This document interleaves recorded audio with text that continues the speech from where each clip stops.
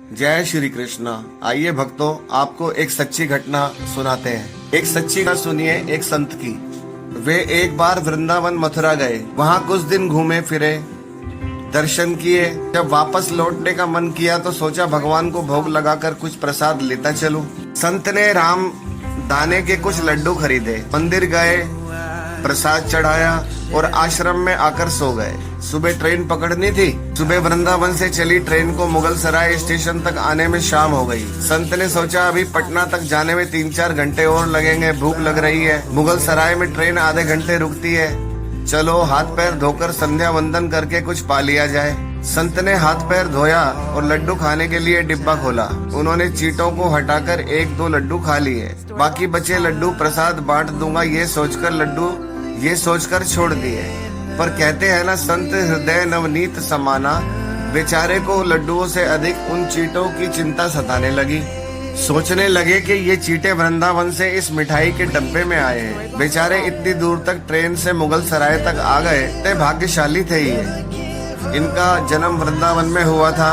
अब इतनी दूर से पता नहीं कितने दिन या कितने जन्म लग जाएंगे इनको वापस पहुंचने में। पता नहीं ब्रज की धूल इनको फिर कभी मिल भी पाएगी या नहीं। मैंने कितना बड़ा पाप किया, इनका वृंदावन छुड़वा दिया। नहीं, मुझे वापस जाना होगा।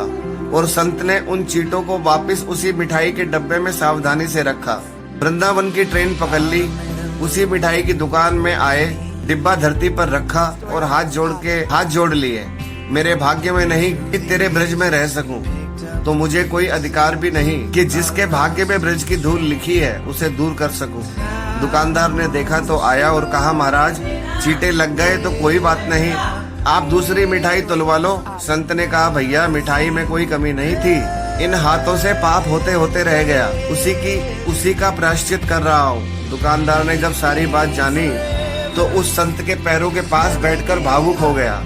इधर दुकानदार रो रहा था, उधर संत की आंखें गीली हो रही थी। बात भाव की है, बात उस निर्मल की है, बात उस निर्मल मन की है, बात ब्रज की है, बात मेरे वृंदावन की है, बात मेरे नटवर नागर की और उनकी राधा रानी की है, बात मेरे कृष्ण की राजधानी की है। बुझो तो बहुत कुछ है, नहीं तो बस पागलपन है। बस एक कहानी है।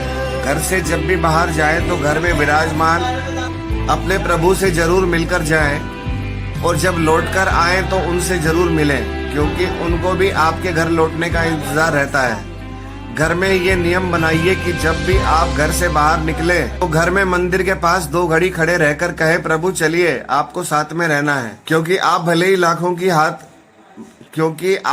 लाखों की घड़ी हाथ में क्यों ना पहने हो, पर समय तो प्रभु के हाथ में है। प्रस्तुति मोहन श्याम शर्मा, मथुरा।